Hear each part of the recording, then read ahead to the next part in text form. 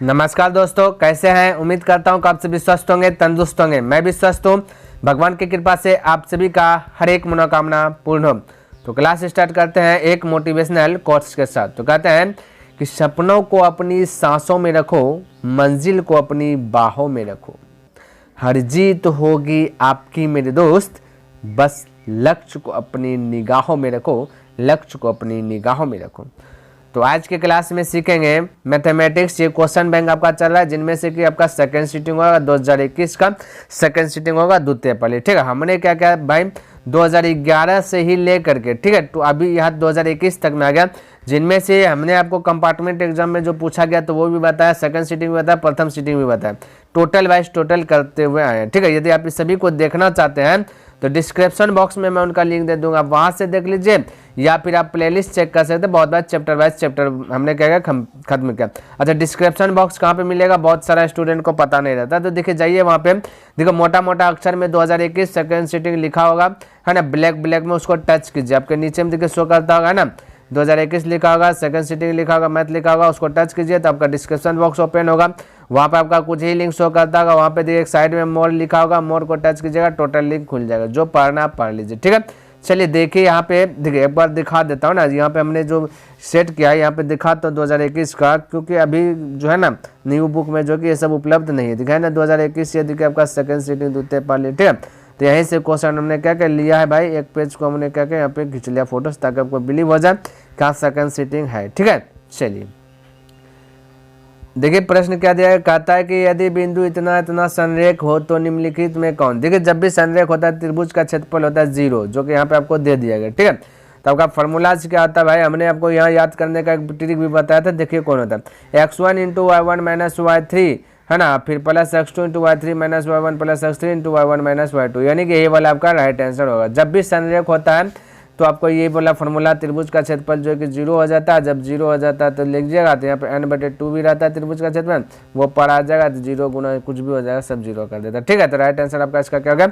1A हो गया। ठीक है, चलिए 2 नंबर प्रश्न को फॉलो करते देखिए, कहता है यदि 4 tan थीटा बराबर 4 तो थीटा का वैल्यू क्या होगा। तब ध्यान से देखिए, थीटा का वैल्यू पूछा, थीटा का ही वैल्यू देंगे, तो मैं कह सकते हैं 4 से कट जाएगा। ठीक है, तो मैं कह सकता हूँ टेन थीटा बराबर ये यहाँ 1 बचा, टेन थीटा कितना डिग्री वैल्यू 1 होता है, बोलेगा सर जी टेन जो है ना 45 डिग्री वैल्यू 1 होता है। अब टेन गया, ठीक है, तो थीटा का वैल्यू बचेगा 45 degree. Right answer option number आप सी कह सकते हैं। क्लियर है, चलिए अगला प्रश्न की बात कर लेता हूँ। यहाँ पे देखिए 17 नंबर कहता है कि कोसेक थीटा बराबर इतना तो टेन थीटा बराबर, तो आपको बिल्कुल घबराना नहीं, ध्यान से समझने का प्रयास कीजिए। कोसेक थीटा का फॉर्मूला आता है कर्ण बटे लंब होता है। ठीक है, तो कर्ण की बात करूँ तो 17 है, लंब की बात करूँ तो आपका क्या है 8 है। हमें निकालना है क्या, आधार। तो जब भी आधार या लंब निकालना है तो हमने क्या बोला था, बड़ा का वर्ग करके छोटा का भी वर्ग, बड़ा का वर्ग और छोटा का वर्ग करके जो कि जी बड़का वर्ग में छोटका का वर्ग को घटा देना, तो 17 का वर्ग हो जाएगा 289 हो जाएगा। ठीक है, और 8 का हो जाएगा 64। इसको क्या कीजिए, घटा दीजिए और टोपी बना दीजिए, बस इतना सा कीजिए, कम हो जाएगा। यदि आपको समझ में नहीं आया तो पाइथागोरस प्रमेय लगाए, कर्ण स्क्वायर बराबर लंब स्क्वायर प्लस आधार स्क्वायर,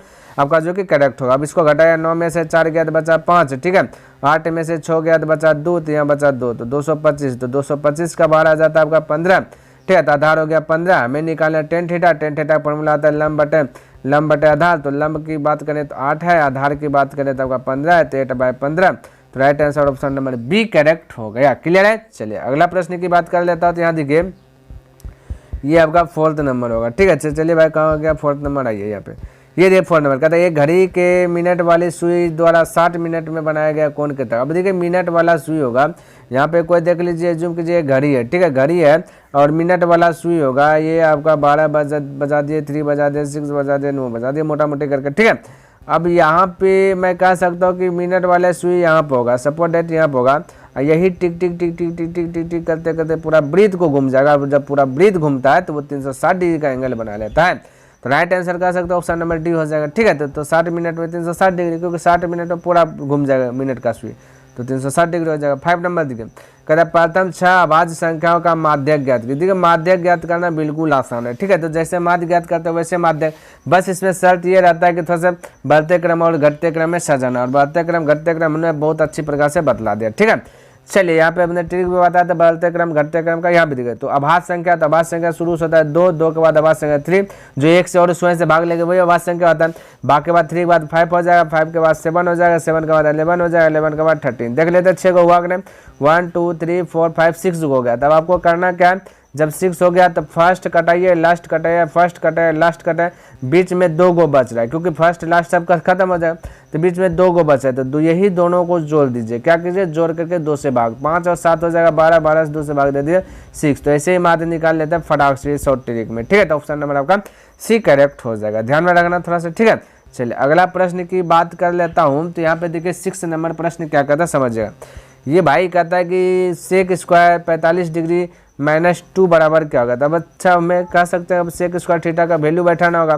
तो सेक स्क्वायर थीटा, तो सेक स्क्वायर 45 डिग्री वैल्यू, ठीक है। तो cos 45 डिग्री वैल्यू होता है 1/√2, तो इसका आ जाए प्लस जगह, तो हो जाएगा ये √2 का आ जाएगा स्क्वायर, माइनस हो जाए 2, √2 मतलब √2 गुना √2 करेंगे तो ये कट जाएगा, ठीक है। तो बचेगा 2 - 2, तो हो गया 0, ठीक है।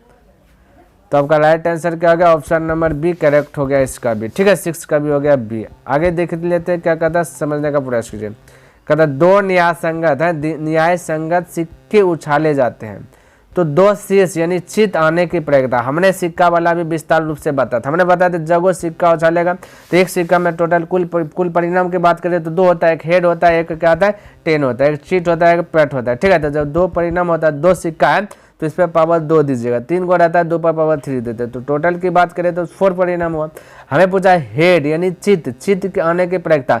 तो जब भी चित आए तो एक ही बार आएगा भाई, हेड 10 में जो भी आएगा चित पर फेंकेगा पैसा तो एक के बार आएगा चित, ठीक है। दोनों सिक्का पर यानी हेड जब आएगा तो एक के बार आएगा, ठीक है। दोनों सिक्का पर हेड एक के बार आएगा, बाकी बात तो नहीं आएगा।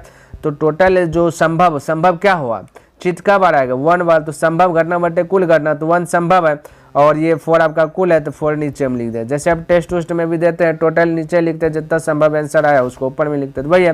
तो 1/4 ऑप्शन नंबर डी करेक्ट कर सकते हैं, क्लियर है। चलिए अगला प्रश्न की बात कर लेता हूँ। यहाँ पे देखिए 8 नंबर, ये आपको प्रश्न दिया गया और इसको क्या करना है, हल करना है। तो चलिए हल करता हूँ। तो मैं कह सकता हूँ 2 to 2 × 1 - sin स्क्वायर थीटा का ही फॉर्मूला आता है cos स्क्वायर थीटा, ठीक है। क्या आता है cos स्क्वायर थीटा बटा है cos स्क्वायर थीटा। तो इस cos स्क्वायर गया बचा 2, तो right answer option number C बोल दीजिए, ठीक है। तो डायरेक्ट बोल दीजिए। चलिए आगे प्रश्न की बात कर लेता हूँ। 9 नंबर देखिए, कहता 2 पासे एक साथ उछाले गए हैं तो दोनों पर एक ही संख्या आने की प्रक्रिया है। देखिए 2 पासा है और हमने ये भी बताया था पासा में टोटल परिणाम 6 होता है। 6 क्या है, इक्का दुग्गी तिग्गी चौवा पंजा छग्गा, ये होता है 6 परिणाम टोटल है। अब 6 परिणाम में सबसे पूछा गया एक ही संख्या, जब एक ही संख्या की बात करें दो एक पासा 6 पासा में टोटल 6, एक पासा में 6 परिणाम, 2 पासा तो इसमें भी 6 पापा 2 कर दे, टोटल 36 परिणाम। हमें बोला एक ही संख्या, तो एक ही संख्या दोनों पासे में 1 आ जाएगा, दोनों पासे में 2 आ जाएगा, दोनों पासे में 3 आएगा, एक होगा ना, दोनों पासे में 4 आएगा, ठीक है। दोनों पासे में 5 आएगा, ठीक है। दोनों पासे में 6 आएगा। तो टोटल की बात करें तो 6 को होगा, कितना होगा 6। तो संभव जो है तो पासा में एक ही संख्या आने की 6 है, टोटल की बात करें 36। तो कुल संभव से घटना बटे कुल घटना, तो हो गया 6 का 6 6 36 1/6। तो right answer option number C बोल सकते हैं, ठीक है। चलिए 10 नंबर प्रश्न की बात कर लेता तो कहता है थीटा का वैल्यू यदि 90 डिग्री रखा जाए तो आंसर बता दो क्या होगा। अब बोलिए थीटा तो साइन 90 डिग्री वैल्यू क्या होगा, साइन 90 डिग्री वैल्यू 1 होता है, कोस 90 डिग्री वैल्यू होता है 0। 1 में से 0 गया तो 1, तो राइट आंसर की बात करें तो ऑप्शन नंबर बी करेक्ट हो जाएगा, ठीक है। तो चलिए अगला प्रश्न भी देख लेता हूँ। कहता है यदि एक घनाभ की लंबाई चौड़ाई और ऊंचाई क्रमशः जो है कि दिया गया 10 सेंटीमीटर 8 सेंटीमीटर और 6 सेंटीमीटर, तो इसका विकर्ण होगा। अब घनाभ का विकर्ण आपको पता रहेगा तभी तो आप बनाइएगा, अब इसका फॉर्मूले पता नहीं तो कैसे बनेगा। सोचिए भाई, सोचने वाली बात है, तो इसलिए ये सब भी थोड़ा बहुत आपको जो है ना लर्न करना चाहिए तभी जो बनेगा। तो घनाभ का विकर्ण क्या होता है, रूट अंदर होता है L स्क्वायर प्लस आपका क्या लंबाई चौड़ाई L square plus B square plus H square, इस प्रकार से होता है। तो L की बात कर लेता हूँ, क्रमशः लगातार 10 का स्क्वायर डायरेक्ट 100 बोल देता हूँ, प्लस 8 का स्क्वायर डायरेक्ट मैं 64 बोल देता हूँ, ठीक है। अब प्लस H का स्क्वायर यानी 36 बोल देता हूँ। अब ध्यान से देखिए 64 36 जोड़िएगा तो 100 और ये भी 100 होगा 200, तो मैं कह सकता हूँ भाई 2 गुना 100, कोई दिक्कत नहीं। अभी 100 का बाहर आ जाएगा 10, रूट के अंदर 2 सरेगा क्योंकि जोड़ा लगता है तो बाहर निकल जाता है। 10 गुना 10 100, तो 10 बाहर आ गया, या 100 का वर्गमूल कह सकते हैं 10, ठीक है। रूट अंदर यानी कि ऑप्शन नंबर ए हो जाएगा 10√2, ठीक है। चलिए अगला प्रश्न की बात कर लेता हूँ। तो ये देखिए 12 नंबर प्रश्न है ना, कहते हैं यदि किसी घटना की संभावना जो कि P है तो इसके पूरा घटना की संभावना। अच्छा देखिए मैंने एक फॉर्मूलाज बताया था आपको कि प्रायिकता प्लस, ये देखिए प्रायिकता प्लस प्रायिकता नहीं, ठीक है, प्रायिकता प्लस प्रायिकता नहीं बराबर 1।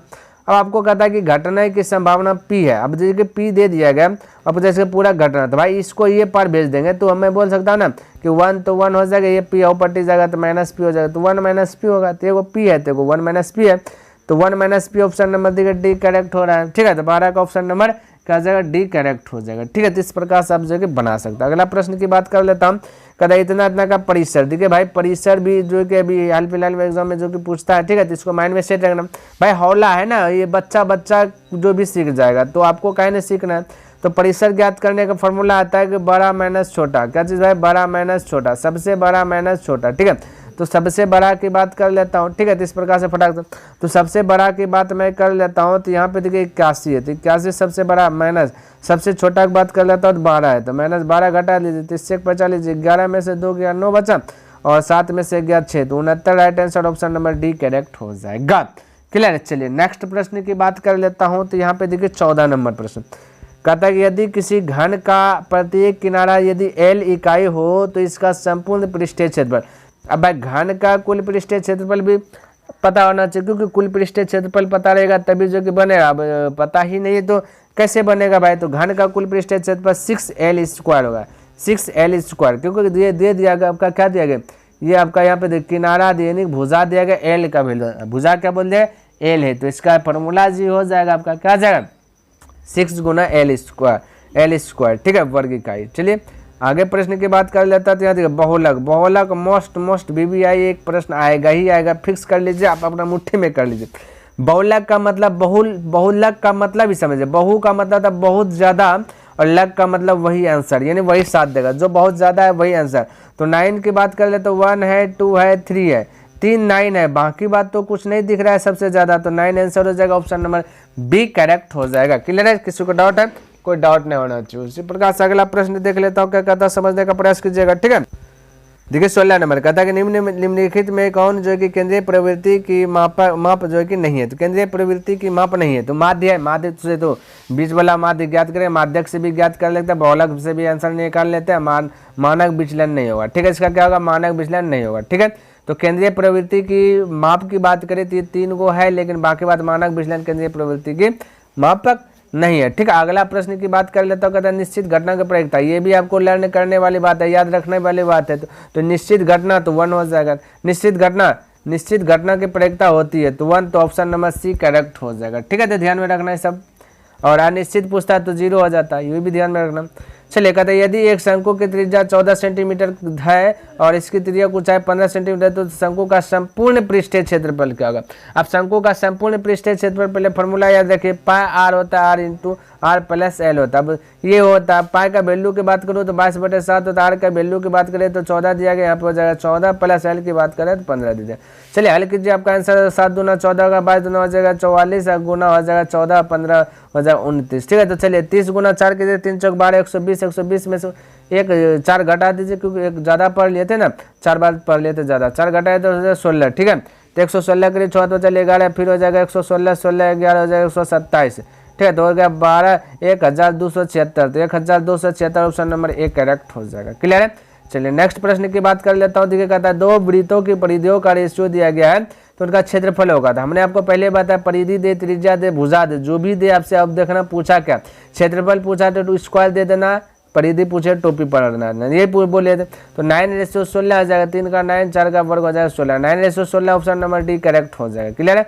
चलिए अगला प्रश्न की बात कर लेता हूँ। तो 20 नंबर प्रश्न देखिए, कहता है दी गई आकृति में यदि ABCD एक समांतर चतुर्भुज है तो कोण ACB की जो है कि माप है। देखिए भाई यहाँ पे फिगर जो है कि देने में यहाँ पे क्या हो गया, हमसे मिस्टेक हो गया। तो चलिए मैं इसको क्या करता हूँ, फिगर आपको बना देता हूँ, कैसा फिगर है, ठीक है। उसके बाद जो है कि चर्चा कर लेंगे उन लोग। तो फिगर बनाता भाई, फिगर कहाँ पे, फिगर निकल जाओ, ठीक है। चलिए इस टाइप का फिगर है, चलिए मैं बनाने का प्रयास करता भाई। इस कैटेगरी का जो भाई, चलिए लगभग ये, चलिए समांतर है ना, आमने सामने होगा समांतर, इस कैटेगरी का फिगर है, ठीक है। और आपका यहाँ से जो है कि ये वाला एरो घिंचा हुआ, चलिए मैं बनाता, इस वाला यहाँ से ये वाला पॉइंट मिला हुआ, ठीक है। और यहाँ पे आपका है भाई ये कौन बन रहा 55 डिग्री का एंगल बना रहा है ना, और यहाँ पे आपका 70 डिग्री की। ये आपका जो कि फिगर आपका कंप्लीट हो गया। नाम दे देता हूँ अब सिर्फ ए है, बी है, सी है और ये डी है। ये आपका फिगर दिया गया, ठीक है। तो फिगर दिया गया तो कहता है कि भाई ए सी डी ज्ञात करना। चलिए इसको थोड़ा सा कलर चेंज करके बताता हूँ। ये ए सी बी है ना, ठीक है, ए सी बी ज्ञात करना, ये चीज़ हमें ज्ञात करना। देखिए तो आपका त्रिभुज बन रहा है कि नहीं, त्रिभुज बन रहा है, त्रिभुज के तीनों कोनों के 180 डिग्री होते हैं, ये तो पता ना, तो यही चीज़ हमें ज्ञात करना, बाकी उधर नहीं। तो एक बात ध्यान में रखना, जब भी समांतर चतुर्भुज रहता है तो आमने सामने के भुजा समान रहता है, ये बात ध्यान में रखना। तो यदि ये 55 डिग्री है तो ये भी आपका 55 हो जाएगा, ठीक है, क्या हो जाएगा, ये भी आपका 55 हो जाएगा, ये बात ध्यान में रखना, ये 55 हो जाएगा। अच्छा एक बात और ध्यान में रखना, एकांतर कौन सी है 17, ये एकांतर कौन सी है 70 डिग्री है, तो ये पार भी आपका आ जाएगा 70 डिग्री, समझने का प्रयास करिए। और यहाँ पे आपका हो जाएगा 55 डिग्री हो जाएगा। नहीं हमें इससे तो बहस नहीं है। अब देखिए हमें दो कोण पता चल गया, तो तीसरा ऑटोमेटिक पता चल जाएगा, नहीं चल जाएगा, क्योंकि एकांतर कोण जब भी समांतर रहेगा तो 70 है, इस प्रकार से रहेगा, हाई साइड में जितना भी रहेगा हाउ साइड में उतना बन जाएगा, ठीक है। तो वो साइड में जितना है, तो एकांतर कौन से बैलेंस में रहता है, ध्यान रखना। तो मैं कह सकता हूँ दोनों आपका इसमें बैलेंस है, ठीक है। अब ध्यान से देखिए भाई, हमें दो कोण पता चलेगा, तीसरा का तो ऑटोमेटिक पता चल जाएगा, क्योंकि तीनों कोणों का योग होता है 180 डिग्री, 180 डिग्री में दो कोण पता है, तो दोनों कोणों को जोड़िएगा तो 5 हो जाएगा, 5 तो 5 हो जाएगा, और आप 7 5 12 आ जाएगा, यानी कि आपका हो जाए 7 5 12 125 हो गया, 125 घटा जाए 10 में से 5 गया तो 5, यहाँ बचा 7, 7 में से 2 गया 5, तो ये हो गया 55 डिग्री, तो ये हो गया 55 डिग्री। क्लियर है, फटाक से आप बता दीजिए भाई, ये 55 डिग्री राइट आंसर हो जाएगा। तो ऑप्शन नंबर आपका हो गया भाई 55 डिग्री के स्थान पर परसेंटेज लिखा गया, तो आपका ऑप्शन नंबर बी करेक्ट हो जाएगा। क्या आ जाएगा भाई, ऑप्शन नंबर बी करेक्ट हो जाएगा, वो 55 डिग्री कर लेना, ठीक है। और यही फिगर था, थोड़ा सा आप जो कि फिगर को जो कि बना लीजिए कॉपी में जहाँ भी बनाना है, ठीक है, ताकि आपके माइंड में सेट हो जाए। चलिए इस टाइप का प्रश्न को आ जाता है, क्लियर है। चलिए अगला प्रश्न की बात कर लेता हूँ, तो यहाँ पे देखिए 21वां नंबर प्रश्न, कहता 144 के अभाज्य गुणनखंड में 2 के घात। चलिए 2 के घात बताता हूँ। 144 को मैं बोल सकता इस प्रकार से, 2 से कटाया 7 हो जाएगा, 2 हो जाएगा, फिर 2 से कटाएगा 36 हो जाएगा, फिर 2 से कटाएगा तो हो जाएगा 18, फिर 2 से कटाएगा तो हो जाएगा 9। अब 2 से नहीं कटा तो 2 भी पूछा, तो 2 को 1 है, 2 है, 3 है, 4 को, right answer option number C correct हो जाएगा, ठीक है। तो इस प्रकार से जो आप फटाक से ऑप्शन मार सकते हैं। अगला प्रश्न की बात कर लेता हूँ, तो 22वां नंबर प्रश्न देखिए क्या कहता है, कहता है कि निम्नलिखित में कौन सा जो कि अपरिमेय संख्या, ठीक है, तो अपरिमेय संख्या खोजना है, तो अपरिमेय संख्या जो रूट के अंदर सड़ेगा वही अपरिमेय। तो यहाँ पे देखिए रूट के अंदर 17 है, रूट के अंदर 17 है, तो 17 का बाहर नहीं निकलेगा, तो फटाक से अपरिमेय संख्या ऑप्शन नंबर ए ही मार दीजिए, अब तो ज्यादा खोजना ही नहीं पड़ा, ठीक है, बाकी बात सब परिमेय संख्या। देखिए यहाँ पे 23 नंबर प्रश्न, कहता है कि निम्नलिखित में से कौन जो साथ जो है कि एक अभाज्य संख्या, तो अभाज्य संख्या किसे कहते हैं, जो एक और स्वयं से भाग लगे, एक और खुद से भाग लगे वही अभाज्य संख्या कहलाता है, ठीक है। तो यहाँ पे देखिए 91 में देखिए 7 से भाग लगेगा, 13 से भी भाग लगेगा, गया, बाकी बात बचा ये 213 कोई बात करें तो 2 1 3 3 6, तो 3 का परम 6 है, यानी ये 3 से भाग लग रहा है। 41 की बात करें तो नहीं लगेगा, ये 5 और 1 जोड़िएगा तो 6 हो जाएगा, जो कि 6 आपका क्या है, सबको जोड़ करके 3 से भागना चेक करते हैं, तो जोड़िए 5 0 1 तो 6, ये भी हो लगेगा। आपका 41 जो कि सिर्फ 41 से भाग लगेगा और 1 से लगेगा, बाकी बात किसी से नहीं लगेगा, इसलिए अभाज्य संख्या हो गया। अब क्या कहते 41 ऑप्शन नंबर सी करेक्ट हो गया, ठीक है। चलिए 24 नंबर प्रश्न देखिए, कहता 2 लगातार संख्याओं का मोल, लगातार संख्या कुछ भी ले लीजिए, 2 3 4 5 लगातार, तो एचसीएफ हमेशा आएगा 1 आएगा, ये माइंड में सेट कर लीजिए, लर्न कर लीजिए, 2 लगातार संख्याओं का एचसीएफ होगा हमेशा 1 हो जाएगा, कुछ भी हो जाएगा 1 हो जाएगा, ठीक है। आगे की बात कर लेता हूँ, कहता निम्नलिखित में से कौन सा जो कि परिमेय संख्या, चलिए परिमेय संख्या खोजना। परिमेय संख्या उसे कहते हैं जो कि रूट से बाहर निकल जाता है। अब रूट के अंदर 1 है तो 1 का बाहर 1 आ जाएगा, रूट के अंदर से 144 का बाहर भी 12 आ जाएगा, बाकी बात किसी का बाहर नहीं आएगा। तो राइट आंसर तो ऑप्शन नंबर ए भी करेक्ट हो गया, क्या गया, ए ही करेक्ट हो गया, तो ए राइट आंसर हो गया, ठीक है। तो मेरे भाई उम्मीद करता हूँ कि जितना भी प्रश्न हमने बताया आपको सभी प्रश्न जो है कि अच्छे प्रकार से समझ में आ गया होगा, ठीक है। तो इसमें आपको टोटल 100 प्रश्न पूछा गया, जिनमें से 25 का हमने क्या क्या सेट तैयार किया है ना, ठीक है। वीडियो पसंद आया तो इस वीडियो को लाइक कर दीजिए, और सब्सक्राइब अभी तक नहीं किया तो इस चैनल को सब्सक्राइब भी कर दें, और हो सके तो अपने मित्रों के साथ भी शेयर कर दे। तो नेक्स्ट दिन मिलूंगा, तब तक के लिए धन्यवाद, जय हिंद, जय भारत।